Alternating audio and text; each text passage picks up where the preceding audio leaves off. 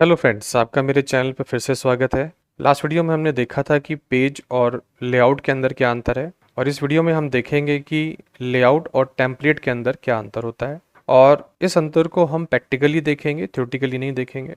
ऐसा वीडियो आपको दूसरे चैनल पर नहीं मिलेगा, क्योंकि यहाँ पे मैंने इसको बिल्कुल प्रैक्टिकली समझाने की कोशिश की है कि कब आपको टेम्पलेट यूज़ करना है, कब आपको लेआउट यूज़ करना है। तो उसका एक प्रैक्टिकल एग्जांपल देख लेते हैं, क्योंकि हम पढ़ चुके हैं कि जो लेआउट होता है वो सेशन को मैनेज करता है, और टेम्पलेट जो होता है वो सेशन वेरिएबल को मेंटेन नहीं कर पाता, और हर बार वो नया रेंडरिंग करता है, न्यू रेंडरिंग करता है, तो स्टेट मेंटेन नहीं कर पाता। तो ये होता क्या है, इसका मतलब क्या होता है, ये चीज़ देखेंगे एग्जाम्पल से। तो ऐप के अंदर यहाँ पे मैंने क्लिक किया, एक ऑथ बनाया, यहाँ पे राउट, इसके अंदर एक फोल्डर बनाया मैंने लॉगिन नाम का। अब ऑथ के अंदर फिर क्लिक किया मैंने, और उसके अंदर मैंने बनाया फोल्डर रजिस्टर नाम का। तो दो सब राउट हो गए ऑथ के अंदर। अब लॉगिन के अंदर एक पेज बनाया, पेज डॉट JSX, अगर मैं जावा स्क्रिप्ट यूज़ कर रहा हूँ, और अगर टाइप स्क्रिप्ट करूँगा तो TSX। फिर यहाँ पे RAFCE दिया। अब यहाँ पे सिंपल सा कर लेता हूँ कि भाई ये हो गया मेरा login page. Same to same register में गया, यहाँ पे भी मैंने कहा पेज डॉट JSX, और यहाँ पे किया RAFCE, और यहाँ पर भी मैंने लिख दिया रजिस्टर पेज। तो दो राउट बन गए मेरे। अब इसको अगर मैं यहाँ पे जाके देखूंगा तो ये इंडिविजुअली ऑथ के अंदर लॉगिन ऐसे दिखाई देगा, और ऑथ के अंदर रजिस्टर भी ऐसे दिखाई देगा। सिंपल है। अब लेआउट समझाना है तो ऑथ पे क्लिक किया, क्योंकि ऑथ में मैं लेआउट बनाऊंगा। तो मैंने कहा यहाँ पे लेआउट डॉट JSX, अगर मेरा जावास्क्रिप्ट है। तो यहाँ पे मैंने ऑथ लेआउट डॉट JSX किया, जो ऑथ के अंदर है, और इस लेआउट के अंदर लॉगिन और पेज जो है इसके सब राउट है। तो यहाँ पे RAFC किया, और इसको लेआउट की तरह बनाएंगे। ध्यान दीजिएगा, कितने भी लेआउट आप अपने राउट्स के अंदर बना सकते हैं। जैसे ये ओथ है, यहाँ पे मैंने बना लिया। मैं लॉगिन के अंदर भी बना सकता हूँ, रजिस्टर के अंदर भी बना सकता हूँ। तो जब आपको रिक्वायरमेंट हो तो आप लेआउट बना सकते हैं। तो हर एक राउट के अंदर लेआउट फाइल पहली फाइल होती है, पढ़ चुके हैं लास्ट वीडियो में। तो ऐप के अंदर उसकी लेआउट फाइल जो है वो यहाँ पर है, ये वाली, और ओथ के अंदर उसकी पहली फाइल जो है वो लेआउट डॉट JSX है। तो यहाँ पे इसको डिजाइन कर रहा हूँ। तो मैंने यहाँ पे कहा चिल्ड्रन, इस तरह से, और ये जो चिल्ड्रन होगा इसको यहाँ पे डिस्प्ले कर लेते हैं इस तरह से। अब इसके अंदर थोड़ा सा सजा लेते हैं इसको समझाने के लिए। तो हमने यहाँ पे कहा लेबल 4, और यहाँ पे कहा फीडबैक, और यहाँ पे कहा एंटर योर फीडबैक, इस तरह से किया। सिंपल है। फिर हमने कहा input type equal to text, फिर हमने यहाँ पे कहा वैल्यू इक्वल टू यहाँ पे फीडबैक ऐसे, और ऑन चेंज इक्वल टू, यहाँ पे हमने ई ले लिया, और यहाँ पे हमने कहा सेट फीडबैक, और यहाँ पे E dot target dot value, इस तरह से कर लिया। और इसको यहाँ पे सेल्फ क्लोज कर दिया, फॉर्मेट कर दिया। अब ये जो हमने स्टेट वेरिएबल लिए हैं इनको बना लेते हैं, कॉन्स्ट फीडबैक सेट फीडबैक, इस तरह से।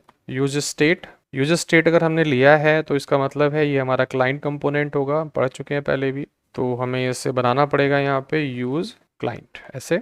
तो ये लेआउट मेरा डिज़ाइन हो गया। अब मैं यहाँ पे नैव बार ले लेता हूँ। तो मैंने कहा NAV, क्योंकि मुझे दिखाना पड़ेगा कि दोनों में अंतर क्या है, तो उसके लिए मुझे ये चाहिए। फिर मैंने एक लिंक बनाया ऐसे, लिंक के अंदर href किया, और यहाँ पे ऑथ के अंदर लॉगिन ऐसे मैंने लगा लिया। ऐसे सेम टू सेम मैंने रजिस्टर भी लगा लिया, और यहाँ पे लिख लेते हैं रजिस्टर ऐसे। तो ये जो हमारा पेज है, अब हम देखेंगे अगर थोड़ा सा, तो रजिस्टर खोल रखा है, मैं लॉगिन खोल लेता हूँ, एक ही बात है। तो ये ऐसे दिखाई दे रहा था, बोरिंग सा लग रहा है, इसको थोड़ा सजा लेते हैं टैलविन से। तो हमने यहाँ पे डिव लिया, यहाँ पे क्लास नेम लिया, और यहाँ पे कहा फ्लेक्स चाहिए, फ्लेक्स कॉल चाहिए, जस्टिफाई सेंटर चाहिए ऐसे, और इसको देखा जाए तो ऐसे हो गया।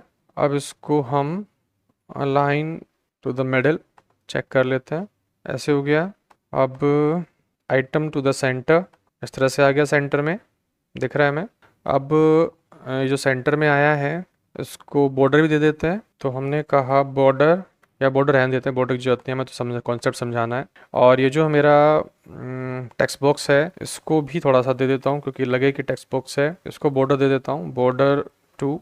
और यहाँ पे मैंने इसको दे दिया राउंडेड थोड़ा सा, और जो बॉर्डर है जो कलर होगा उसका वो ग्रे डाल देता हूँ थोड़ा सा, इस तरह से। तो अब देखेंगे टेक्स्ट बॉक्स आपको दिखाई दे रहा है ऐसे यहाँ पे। तो थोड़ा बटन भी दिखा लेते हैं, बटन जो है हमारा वो बटन सा लगे। तो यहाँ पे जो लिंक है इसको दे देते हैं क्लास नेम, बॉर्डर 2, फिर हमने दिया बॉर्डर ग्रीन कलर ऐसे, और इसको दे देते हैं राउंडेड MD।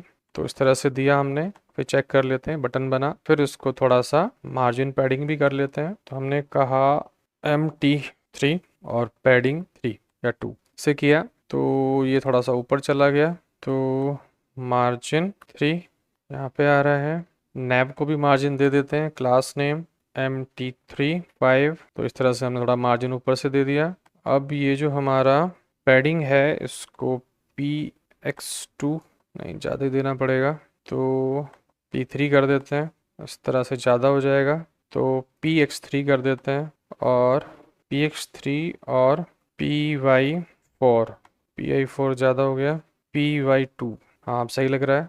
और सेम इसको कर देते हैं रजिस्टर को, तो हमने यहाँ से इसको कॉपी कर लिया और रजिस्टर वाले को भी यहाँ पे डाल दिया, ठीक है जी। और इसमें जो हमने PT किया है इसको PY कर देते हैं 5, ऊपर नीचे स्पेस आ जाएगा। और रजिस्टर वाले में क्लास नेम छूट गया, क्लास नेम डाल देते हैं, इसको सेव कर देते हैं। इस तरह से थोड़ा डिज़ाइनिंग है, तो देखो ये बन के आ रहा है। जैसे ही मैं लॉगिन पे क्लिक करूंगा तो लॉगिन आएगा, रजिस्टर पे क्लिक करूंगा तो नीचे रजिस्टर आएगा। अब इसमें अंतर क्या होता है वो देखते हैं। अभी लेआउट है, ध्यान रखिएगा ये लेआउट का पेज है, तो यहाँ पे मैं कुछ लिख रहा हूँ, मैंने कहा हेलो इट इज़ Next.js 15। अब देखना जब मैं लॉगिन पे क्लिक करूंगा तो ये ऐसा का ऐसा ही रहेगा, कुछ भी चेंज नहीं आ रहा। रजिस्टर पे क्लिक करूंगा तो अभी कोई चेंज नहीं है, आपको दिख रहा होगा, ध्यान से देखिएगा, मैंने कुछ फिल करा हुआ है यहाँ पे। जैसे ही मैं लॉगिन पे क्लिक करता हूँ या रजिस्टर पे क्लिक करता हूँ तो कुछ भी चेंजेस इसके अंदर नहीं होगा। मतलब जो स्टेट वेरिएबल है, जो मेरे पास फीडबैक नाम का एक स्टेट वेरिएबल है, इसकी स्टेट जो है वो लेआउट के अंदर प्रिजर्व रहती है। मतलब लेआउट के अंदर कुछ भी चेंज नहीं आता है, जो भी आप डालेंगे वो वैसा का वैसा ही रहेगा,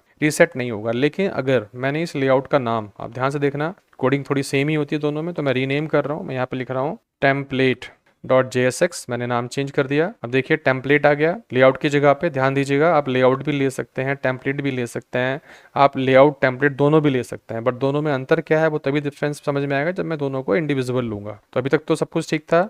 अब देखो, अब यहाँ पे मैंने फिर से वही लिखा, hello it is Next.js 15, same है। लेकिन जैसे ही मैं लॉगिन पे क्लिक करूंगा, देखो ये उड़ गया, ध्यान दे रहे हैं। अब ये लॉगिन है, मैं फिर यहाँ से फिट कर लेता हूँ, हेलो इट इज़ Next.js 15, ध्यान से देखिएगा। जैसे ही मैंने रजिस्टर पे क्लिक किया ये उड़ जाएगा।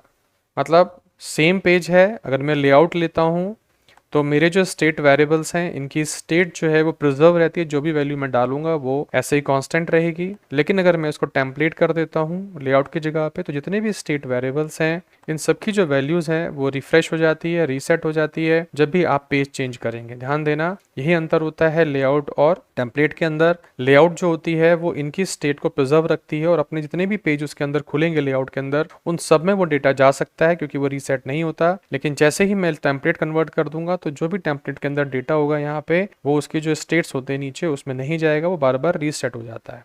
आपने देखा एग्जाम्पल के फॉर्म में, मैंने आपको चला के दिखाया प्रैक्टिकल डेमोस्ट्रेशन। ये डेमोस्ट्रेशन आपको और कहीं चैनल पे नहीं मिलेगा, सिंपल है, बहुत ईजी समझने में है। इसलिए Next.js जो है वो प्रेफर करता है वर्सल वाले कि भाई आप लेआउट यूज़ करें अगर आपको स्टेट मैटर करता है। अगर आप स्टेट मैटर नहीं करता है, आपको इनकी ज़रूरत नहीं है, आप हर बार नया स्टेट कुछ बनाना चाहते हैं, मेंटेन करना चाहते हैं हर एक पेज के ऊपर, तो आप टेम्पलेट यूज़ कर सकते हैं। तो अब ये आप पे डिपेंड करता है। एग्जाम्पल के फॉर्म में मैंने आपको दिखा दिया कि लेआउट अगर यूज़ करते हैं तो स्टेट वेरिएबल की जो वैल्यूज़ है वो प्रिजर्व रहती है, वो सब जो लेआउट्स होती हैं उन पे ट्रांसफ़र हो सकती है आराम से। लेकिन जो टेम्पलेट होता है उसमें हर बार वो पूरा का पूरा जो हमारा ट्री है वो रेंडर कर जाता है, तो वैल्यू उड़ जाती है, फिर से सेट हो जाती है। तो उसको आपको अलग से कोई वेरिएबल लेके उसको प्रिजर्व करके रखना पड़ेगा। बहुत सारी चीज़ें इसमें इंप्लीमेंट हो सकती हैं, डेटाबेस यूज़ कर सकते हो, बट फिर भी वर्सल कहता है कि भाई टेम्पलेट को देख के यूज़ करो। जिसमें जो कंडीशंस हैं वो मैंने आपको बता दी। अगर आपको लगता है कि आपको टेम्पलेट यूज़ करना है तो आप यूज़ कर सकते हैं, अदरवाइज लेआउट बेस्ट होता है, आप लेआउट को यूज़ करें, कोई इसमें ज़्यादा